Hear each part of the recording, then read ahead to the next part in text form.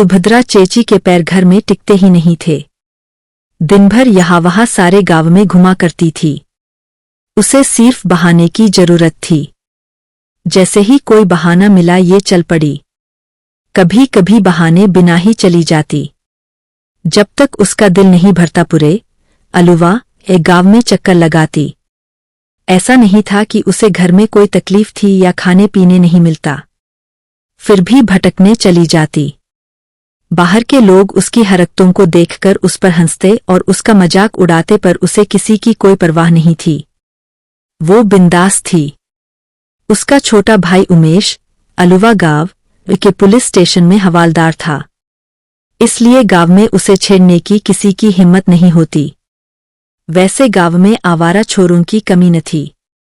घर में वसुधा उमेश की बीवी थी जो उसका पूरा ध्यान रखती थी।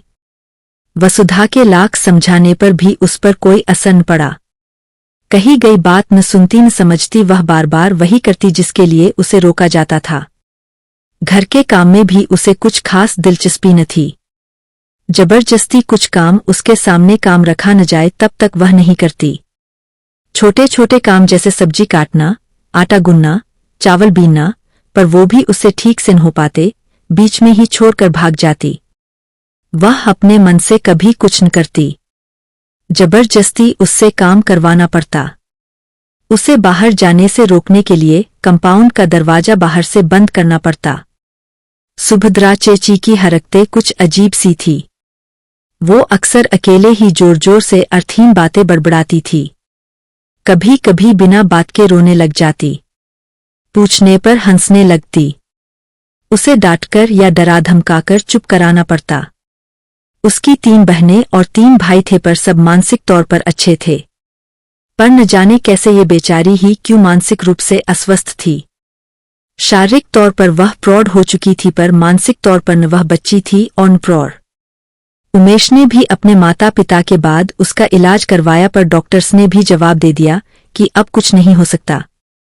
उमेश को इसी बात का बहुत दुख था, पर वो कुछ नहीं कर पा रहा था। सुभद्रा चेची का भविष्य क्या होगा? यही बात उसे खाए जा रही थी कि वह एक सामान्य जीवन नहीं जी पाएगी। बचपन में उसके माता पिता ने बिना लड़के वालों को बताए उसकी शादी कर दी और उनको लगा कि उन्होंने अपनी जिम्मेदारी पूरी कर ली, पर जब लड़के वालों को पता चला वे दूसरे ही दिन सुबह खूब लड़ झगड़ कर उसे मायके में छोड़ गए। अब तो माता पिता भी न रहे। सभी बहनों की शादियां हो गई। सब भाई किस न किसी कारण से दूर हो गए। उनमें से ऐसा कोई न था जो उसकी देखभाल करे। उमेश के साथ उसकी जिम्मेदारी बांटना कोई नहीं चाहता। वो उमेश ही था जो सोच रहा था कि जैसे भी हो वो मेरी दीदी है, मुझे अपना फर्ज निभाना है, और वो निभा रहा था। हाँ, उसकी तकदीर अच्छी थी कि उसे वसुधा जैसी सुशील और समझदार बीवी मिली, वरना सुभद्रा चेची के साथ रहना और उसे संभालना किसी टेढ़ी खीर से कम न था। मगर वो भी अपने पति का साथ दे रही थी। वसुधा को सुभद्रा चेची की जिंदगी पर तरस आ रहा था, तो कभी कभी उसकी करनी पर गुस्सा भी आता, पर सुभद्रा पर किसी बात का कोई असर ही न था। माना कि वो अनजाने में ही कुछ ऐसी हरकतें कर जाती जो उसे आम लोगों से दूर ले जाती। उसे इस बात का पता ही न था वह क्या कर रही है और क्यों कर रही है। उसकी अपनी अलग ही एक दुनिया थी जिसमें वो जी रही थी, पर वो जीना भी कोई जीना था। वसुधा उसकी दुर्दशा देखकर भगवान से प्रार्थना करती कि ऐसी जिंदगी किसी को न मिले। वो सोचती वो जिंदगी ही क्या जो समझ और एहसास से कोसों दूर है। चोट और दर्द का ही एहसास शरीर मात्र को होता, बाकी सब शून्य के बराबर था।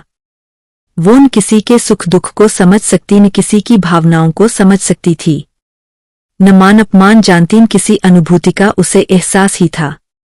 संसार का हर प्राणी सुबह से शाम तक मेहनत करके कमाता और गुजारा करता, रात को चैन की नींद सोता, सुबह फिर वही दिनचर्या। न किसी को खुद बोझ समझने देता, न किसी पर बोझ बनकर रहता। ये आम इंसान की कहानी। पर बेचारी सुभद्रा का क्या? उसे खुद की भी जानकारी नहीं, न खुद की पहचान। वो सिर्फ शारीरिक रूप से मात्र विकसित और जीवित थी। रोज शीशे में खुद को देखकर हंसती थी, पर अपना रखरखाव ठीक रखना, सजना-स्वरना, कपड़े गहने आदि से कोसों दूर थी। उसे कपड़ों का भी होश न रहता। हमेशा बिखरे बाल लेकर घूमती रहती। वसुधा हर सुबह उसके लिए समय निकालकर अपने सामने बिठाकर उसकी चोटी बना देती और जबरदस्ती नहाने भेज देती। इसके पहले साफ सुथरे कपड़े गुसलखाने में खूंटी पर टांग देती ताकि उसे कोई परेशानी न हो, वो भी ढंग से पहन पाती। हर रोज उसे साड़ी पहनाकर ढंग से पीन अप कर देना पड़ता था, पर कुछ देर बाद वापस वैसे ही हो जाती। वसुधा बार बार वही सब न कर पाती। इसके अलावा घर में और भी काम होते। सुबह से रात तक एक के बाद एक काम चलता ही रहता था। इतना सब करते करते वसुधा थक जाती थी, पर वो अपने पति की तरह सोचती अगर वो दोनों उसका ध्यान नहीं रखेंगे तो कौन रखेगा। एक दिन सुबह वसुधा रोज की तरह उसे जगाने उसके कमरे में गई। देखा तो सुभद्रा अपने कमरे में नहीं थी। वसुधा उसे आवाजें दिए जा रही थी, सुभद्रा चेची, पर कोई जवाब नहीं मिला। वसुधा घबराकर अपने कमरे में आकर उसने उमेश को जगाया और कहा, सुभद्रा चेची अपने कमरे में नहीं है। सुनकर उमेश आंखें मलता हुआ उठकर बोला, ये होगी यहीं कहीं घर में, इतनी सुबह जाएगी कहाँ, ठीक से देखो। उसके कहने पर उमेश की तसल्ली के लिए वसुधा ने दोबारा पूरे घर में एक बार और चक्कर लगाया, सब जगह देख लिया, किचन, हॉल, उसका कमरा, यहाँ तक कि गुसलखाना तो क्या पाखना भी नहीं छोड़ा। आंगन में भी दूसरी बार आई पर सुभद्रा कहीं नजर नहीं आई। अब की बार उसकी नजर आंगन के दरवाजे पर गई जो खुला था। इससे उसने अंदाजा लगाया कि वो बाहर निकल गई। उसने जाकर उमेश को बताया। सुनकर उमेश के होश उड़ गए। उसने तुरंत अपने पड़ोसियों से जान पहचान वालों से पूछताछ की पर कहीं से उसके होने की कोई खबर न मिली। पूरा दिन उसकी खोजबीन और इंतजार में बीत गया पर उसका कोई पता न चला। आखिर में हारकर 24 घंटे के बाद सुभद्रा के लापता होने की वजह उमेश को एफआईआर लिखवाना पड़ा। उसे पूरी उम्मीद थी कि उसका विभाग उसकी दीदी को ढूंढने में पूरी सहायता करेगा। सारे सार्वजनिक जगह जैसे रेलवे स्टेशन, बस स्टॉप, अस्पताल, पुलिस स्टेशन को सूचना भेज दी गई। उसकी फोटो भी भेजी गई। पुलिस को कहीं न कहीं से खबर मिलने की उम्मीद थी। सब इंतजार में थे। तीसरे दिन कुछ औरतें सुबह सुबह पानी भरने नदी के किनारे गई। वहां किनारे पर एक लाश पड़ी नजर आई। देखकर सब घबरा के अपने घर लौट गई। खबर मिलते ही गांव के सारे लोग अलुवा नदी के किनारे इकट्ठा हो गए। उनमें से किसी ने पुलिस को खबर दी। पुलिस ने छानबीन के बाद लाश अपने कब्जे में लिया और पोस्टमार्टम के लिए गांव के सरकारी अस्पताल में भेज दिया।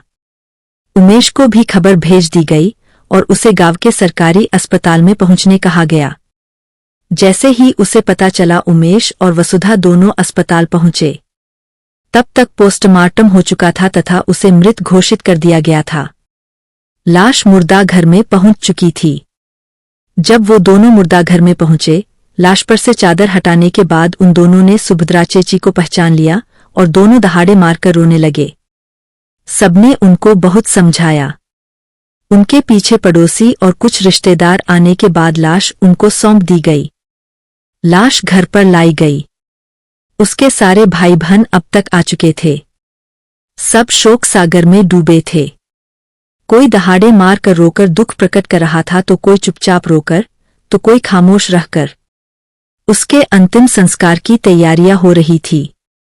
सुभद्रा की डोली वापस आई पर अर्थी पर वो सुहागन की तरह विदा हो रही थी और शाम के ढलते ढलते एक अर्थहीन जिंदगी की सार्थक अंतिम विदाई हो गई। अगर आपको ये कहानी पसंद आए तो प्लीज लाइक, शेयर और सब्सक्राइब जरूर करें।